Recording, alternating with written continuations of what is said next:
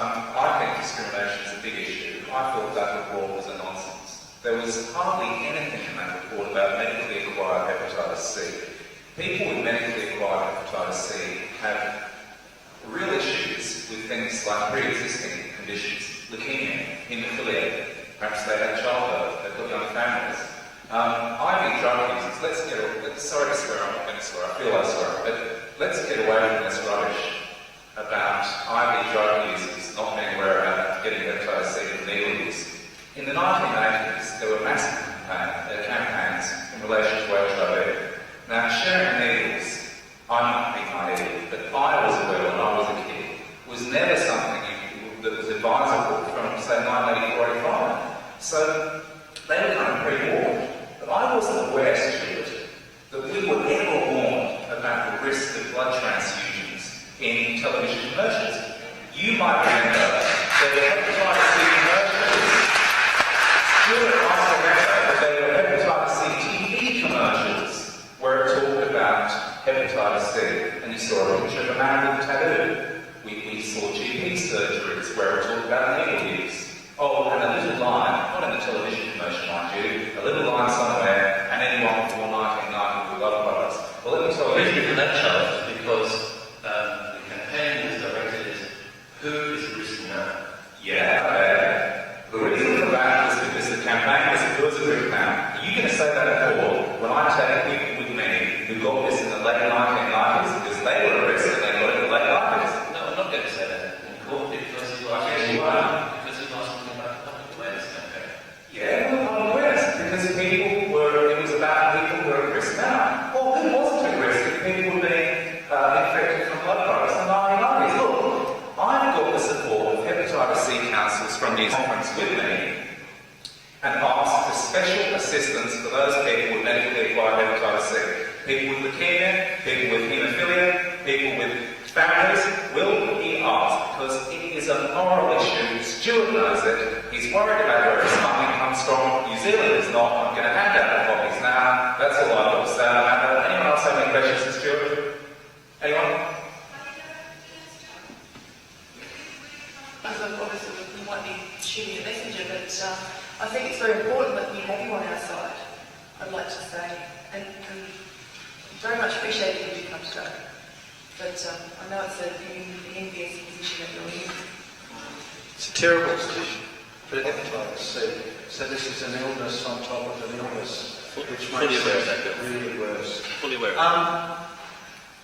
think we've agreed to the petition, and we've agreed to the working party, and we've agreed some people will put their names forward to assist us in the donkey work. So I think at this point we'll close the meeting now and all go and have a cup of tea and sorry. What I don't understand is why when a subset of that community which is medically acquired is trying to get further assistance, why the Hepatitis C Council will not support them as a subset of all sufferers. We're not saying we're support them. We're saying we're support everybody, and definitely a couple of other subsets who we want to support. People who got medically acquired hepatitis C through medical means, blood transfusions or mass vaccination programs in their country of origin. We would support them getting better deal. We would support prisoners who get hepatitis C. We've got unequal health systems within our jails compared with the broader community. Jails are lower down.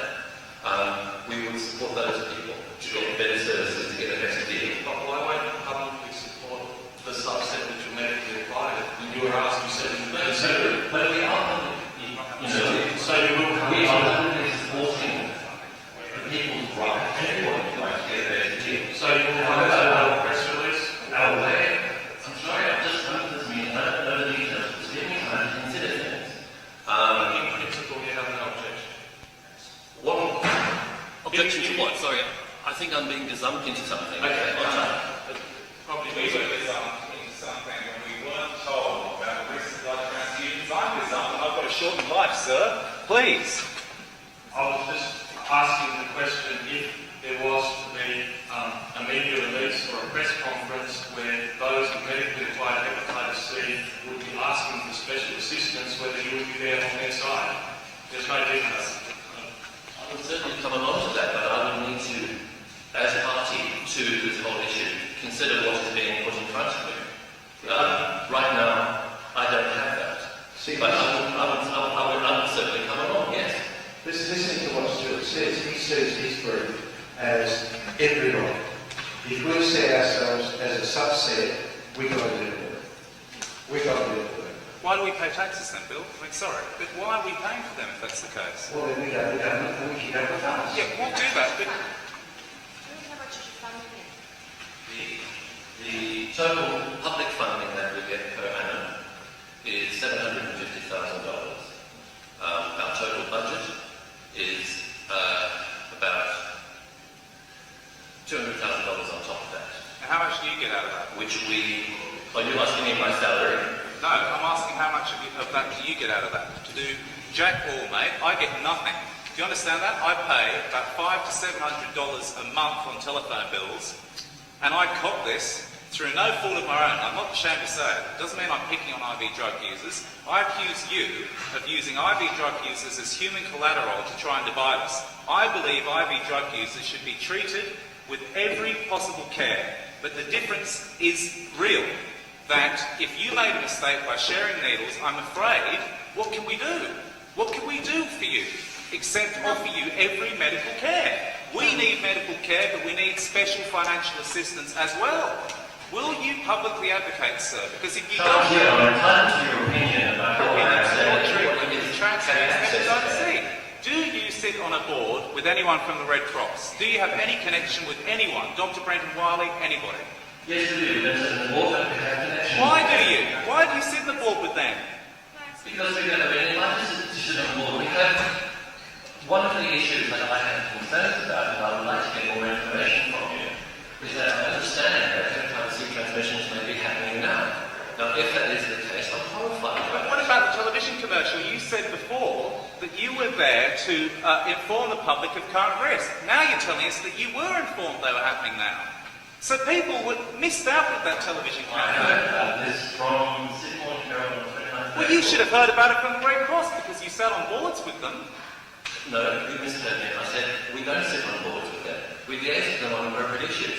We haven't. The last time we liaised with them was during the Look Back program when we did a terrible thing. They were advising people of their Hep C status by letter.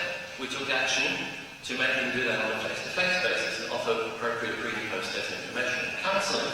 Charles, you were reading into what I am saying. You were making. Oh, by the way, I was asking about your salary before, by the way. Hang on.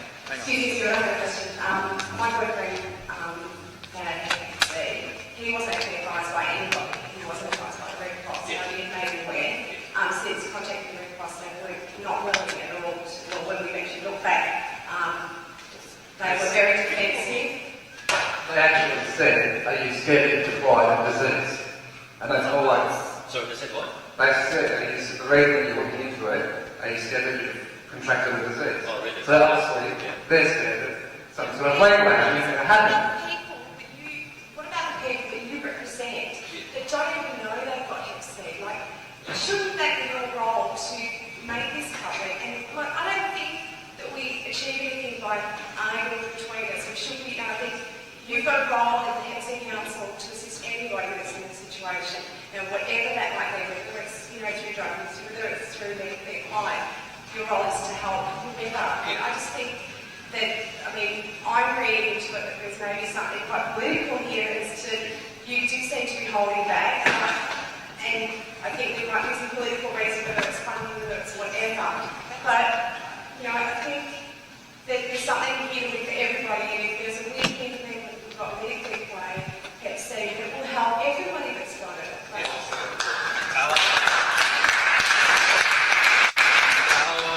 Our goal is to get a better deal for everybody with hepatitis C, including people who contracted hepatitis C through medically acquired means. What about the people that don't know? The people who don't know, equally important. We just heard Television commercial to say that it is apparent that many people have acquired hepatitis C post-1990 and before 1990, and that they should investigate whether they have hepatitis C. And I'll tell you why that's important, sir, because there are people out there, and I hear from them all the time, by the way, I'm not paid to do that. I hear from them all the time that they thought they were nutcases. There's something wrong with me. Why am I feeling so tired? Why do I feel sick? Why did I miss out on important treatment? Why has my liver become more damaged because I couldn't get treatment earlier? Your primary goal must be to address this issue, because if it isn't, there will be no Hep C Council. We are addressing this issue. You're not. We're doing You're clarifying it. You're not addressing it, mate. You want it to be done, but we're addressing it on a bigger basis. Can I just back to your point about working on behalf of all communities and finding out in a bad way? Your story and your story are one more example to add to the countless thousands of unsatisfactory services. Their one wasn't I'm their talking fault. to these people. There's a difference there, though. You know there is. I know you're talking to them, but I'm talking to you. And I got it, and we know. Now, hang on a minute. I got it. Okay. Okay. I had to have it, or else I wouldn't be here now. Yeah. But look what's happening.